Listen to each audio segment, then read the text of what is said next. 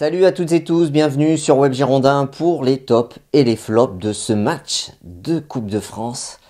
16e de finale, perdu face à Pau, club de national, 2 divisions inférieures. Bordeaux s'incline 3-2. Bordeaux a plié 3 fois. Bordeaux a été mené au score 3 fois et revenu 2 fois. Mais en encaissant un but dans les 2 à 3 dernières minutes de jeu de la prolongation, c'était mission impossible pour des Girondins qui, on peut le penser, ont eu du mal à aborder ce match comme il l'aurait fallu et non pas aborder ce match comme il l'aurait fallu, parce que s'ils l'avaient abordé de la bonne façon, ils ne se seraient pas inclinés. Alors c'est vrai qu'en football, on peut, tout est possible, hein, notamment en Coupe de France.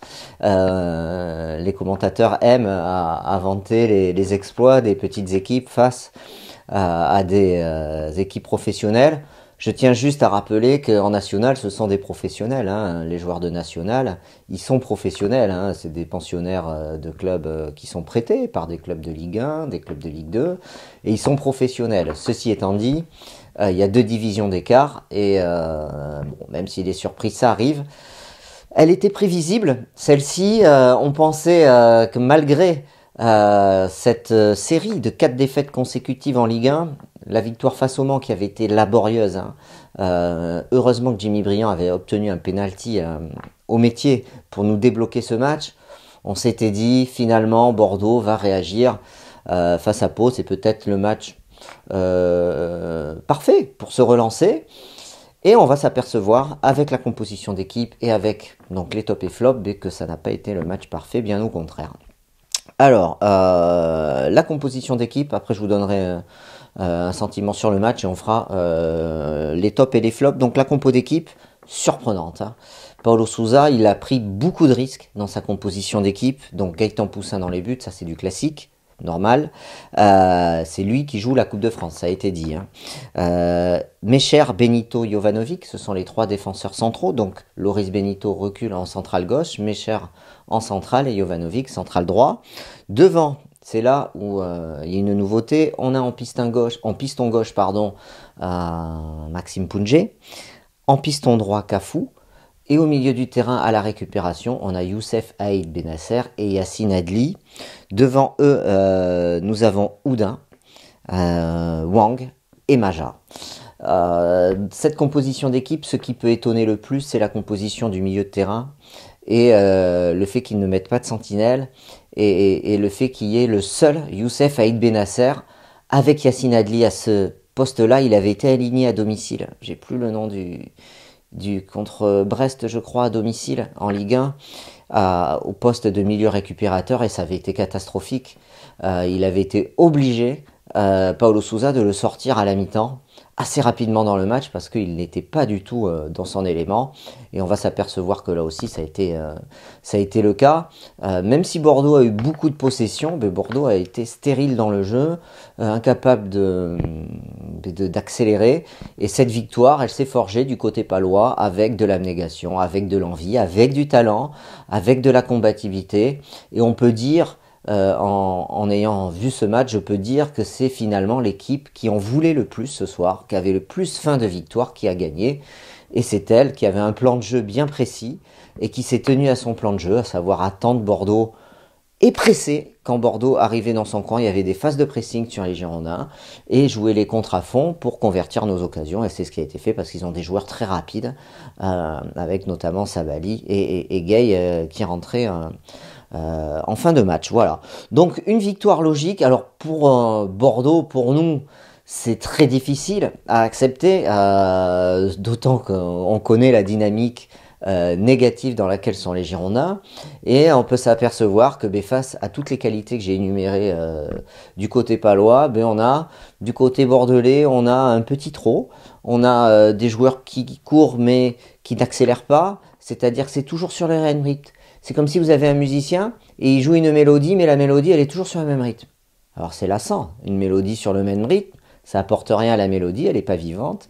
Au jeu des Girondins, quand on joue sur le même rythme, ça n'est pas vivant, il n'y a pas de créativité, c'est stéréotypé, et surtout on a l'impression que les joueurs ils récitent leur... Alors ils récitent, ils font un peu leur gamme, c'est très scolaire. Voilà, c'est un Bordeaux très scolaire et un Bordeaux mais qui n'a pas réussi à se dépêtrer. Je vais pas appeler ça un piège parce qu'on peut pas dire que ce soit un piège. Qu'entendu les Palois, c'est juste un match de foot entre deux équipes professionnelles. Voilà, puisque dans le national, il y a aussi des équipes professionnelles. Voilà, donc bon allez, je vais essayer, je vais vous faire une analyse objective, top flop, joueur par joueur, parce que le but ici, ça n'est pas de dézinguer les joueurs et se faire plaisir en les dézinguant. Non, c'est pas ça, c'est d'essayer de voir quelle a été leur performance individuelle et ce qu'ils ont aussi apporté au collectif. On va commencer par le coach. Vous m'avez souvent reproché lors des dernières vidéos, dernier top flop, de ne pas avoir parlé du coach. Alors j'en parle, mais là je vais commencer par lui, puisque vous me le demandez. Alors c'est vrai que déjà, je trouve que sur la composition d'équipe, je pense qu'il s'est raté. Mettre Yacine Adli à cet endroit du terrain, il l'avait déjà fait. Je crois que c'était face à Brest à domicile. Après le match face à Amiens, je crois. Bon, je m'en souviens plus très bien, je regarderai. Mais en tout cas, ça avait été une catastrophe.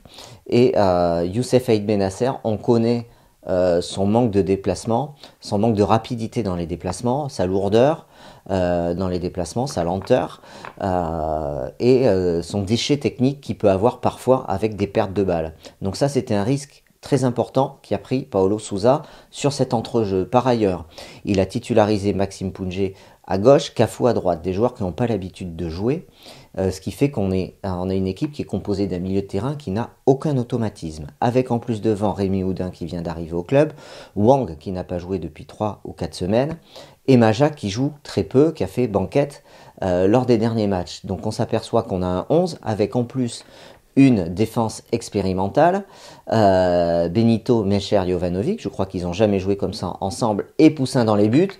Finalement, tu as un 11 qui, il n'y a pas beaucoup d'automatisme dans ce 11-là. Voilà, donc ça, c'était un risque important.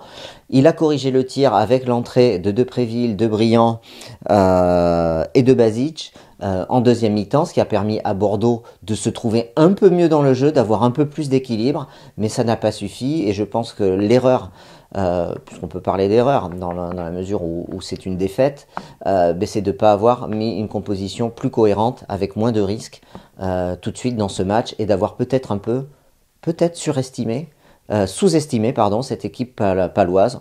Peut-être pensait-il, Paulo Sousa, que malgré tous ces changements, tout ce turnover, ça aurait permis à son équipe de passer, que ses joueurs avaient la qualité. Mais en fait, non. Voilà. Donc ça, le premier point, c'est un flop pour l'entraîneur des Girondins de Bordeaux. Gaëtan Poussin, allez, on fait les tops et les flops. Finalement, il a pris 3 buts, 3 beaux buts. Hein. Il n'y a pas grand-chose à dire sur les buts, ils sont bien menés, il n'a pas fait un arrêt. Quelques sorties, mais timide. C'est un match raté pour lui. Il était invaincu avec Bordeaux, il n'avait jamais encaissé de but. Ce soir, c'est la totale. Il en prend 3 et Bordeaux est éliminé. Malheureusement, il ne devrait plus rejouer de la saison. Gaëtan Poussin, c'est bien dommage, parce que la Coupe de France, c'était sa seule compétition. Voilà. Donc, il n'a pas été décisif. J'ai pas envie de le mettre dans les flops parce qu'il a un peu subi la mauvaise organisation de l'équipe. Mecher plutôt solide, plutôt pas mal en défense centrale. Par contre, c'est vrai que sur le deuxième but, il est complètement pris. Alors, la rapidité. Ce qui était marquant sur notre défense, c'était... Alors, les attaquants adverses sont très rapides, c'est pas une surprise, Sabali, Gay, c'est très rapide. Et la lenteur de notre défense a été marquante face à la rapidité adverse. Et Mecher, le petit défaut qu'il peut avoir, c'est qu'il est très lent. Voilà, donc ils se sont fait prendre comme des bleus sur le but avec Benito sur le deuxième but de Pau. Et sur le troisième, pareil, il est pris de vitesse. Voilà, petit flop pour Mecher. Benito, je l'ai cité. Je trouve pas qu'il soit plus à l'aise en centrale gauche qu'en piston. Dans la mesure où Maxime Pounget qui joue en piston n'a pas, je trouve, apporté plus que Benito apportait avant lorsqu'il évolue à ce poste. Donc bon, c'est un match très moyen de sa part. Ça va être compliqué de mettre des tops aujourd'hui, vous le comprendrez. Mais match très moyen, pas celui du déchet. Par contre, il est allé au combat. Il s'est pas laissé marcher dessus, comme certains de ses coéquipiers qui se sont fait bouger sans répondre. Lui, il a répondu. Voilà, donc c'est un match très moyen de la part du Suisse. Jovanovic, ce match moyen lui aussi. Lui aussi s'est fait embarquer dans cette défense à 3 par les attaques adverses. Ils nous ont mis des banderies, hein, les Palois. Alors on sait que la tauromachie c'est pas très loin de Pau. Alors même à Pau il n'y a pas de tauromachie. Ne me criez pas dessus les Palois. Faut aller plus dans le Pays Basque et sortir du Berne. Mais bon, vous me corrigerez si je dis des bêtises. Mais en tout cas ils nous ont mis des banderies et lui aussi a subi Jovanovic. Allez, Youssef Aït Benasser. Alors, je mets dans les flops et je vais vous expliquer pourquoi. Je trouve qu'il était apathique, il joue à son rythme. Alors c'est vrai qu'il a une bonne qualité de passe, mais c'est pas suffisant. Il faut pouvoir être plus rapide dans les déplacements, se replacer plus rapidement. Sur le deuxième but, il se replace pas. Il revient, il tourne le dos, il tourne le dos au ballon et il se replace pas. Très très lent, donc il se met même pas en opposition par rapport au contre. Et sur ce contre, Bordeaux prend le but. Il n'arrive pas à changer de rythme. Et surtout, sur le troisième but, c'est lui qui donne ce ballon. C'est lui qui donne le ballon de contre et qui perd ce ballon en plein axe. Plein axe devant sa défense et qui perd le ballon qui amène le troisième but de Pau. Voilà. Donc je trouve encore une sortie difficile pour l'ancien international marocain. Voilà. Donc match très compliqué pour lui, c'est un flop. Adli, alors vous l'avez compris par rapport à ce que j'ai dit au début, c'est un flop pour Yacine Adli, très peu à son aise, pardon. Lui aussi, sans changement de rythme, toujours au petit trot. Il me fait penser, je ne sais pas si vous vous souvenez alors toute proportion gardée hein, par rapport à ce que je vais dire, la nonchalance que pouvait avoir parfois Yoann Mikou quand il était fatigué. Mais bon, Yoann Mikou il accélérait. Hein. Je pense que Yoann Mikou il jouait plus rapidement que Yacine Adli. Hein. C'est pas comparable. Hein. Mais il pouvait avoir cette sorte de nonchalance que peut avoir Yacine Adli. La différence c'est que Yacine Adli sur ce match il s'est fait bouger. Il s'est fait bouger par les milieux de terrain adverses. Il n'a pas su répondre, souvent à terre. Et techniquement, il n'a pas su tirer son épingle du jeu, il n'a pas su élever son niveau de jeu. Donc c'est un flop pour lui, il a encore beaucoup de progrès à faire. Et il est passé, n'ayons pas peur des mots, à côté de son match. Remplacé par Basic à la 58e minute, je parlerai après des entrants. Maxime Pounjé qui était capitaine, il faut le souligner, je ne crois pas que ce soit arrivé souvent, peut-être une ou deux fois depuis le début de sa carrière. Maxime Pounjé, alors beaucoup d'engagement dans ce match, beaucoup de courses vers l'avant et de bons centres. Et puis après, plus rien. Il a fait ce qu'on lui connaît, hein, c'est-à-dire beaucoup de courses, des portées de balles, beaucoup de passes vers l'arrière. Et après, des centres derrière le but et des tirs largement au-dessus du but et du déchet technique. Voilà. Donc finalement, c'est un retour raté, je trouve, pour Maxime Pounjé. Jonathan Cafou, très bon lui aussi au début, très vif. Dans le jeu, dans les transmissions, par contre, un coup d'épaule et il tombait par terre.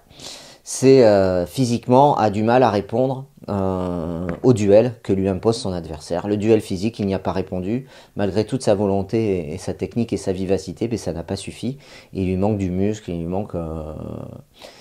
manque du physique. Voilà, donc c'est un flop au final pour Jonathan Cafou. Rémi Houdin, alors Rémi Houdin, il a été absent, je trouve, des débats. Il a vécu ce match du début à la fin d'une manière transparente, sans arriver à tirer son épingle du jeu. Alors c'est vrai que c'est pas facile, c'est vrai qu'il vient d'arriver dans ce collectif qui va mal. Il connaît pas les concepts de Paulo Sousa. Bon après, on peut se poser la question sur la connaissance de ces concepts de la part des coéquipiers de Rémi Houdin. On se demande si les autres les connaissent et les appliquent. En tout cas, Rémi Houdin, un bon débordement à la 35e minute et après transparent. Voilà, donc c'est un match raté de sa part, c'est un flop. Wang, une frappe sur la barre. Il a cherché constamment à se mettre en position de frappe. Mais lui, première mi-temps, absent dans le jeu, vraiment une absence dans le jeu incroyable avec Maja.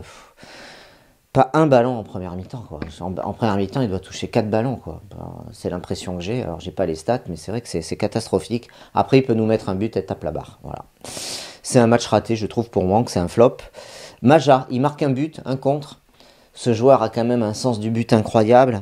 Malgré toute cette mi-temps où on ne l'a pas vu, mais il a un ballon de but et il le met. Donc, on voit qu'il a d'énormes qualités de finisseur.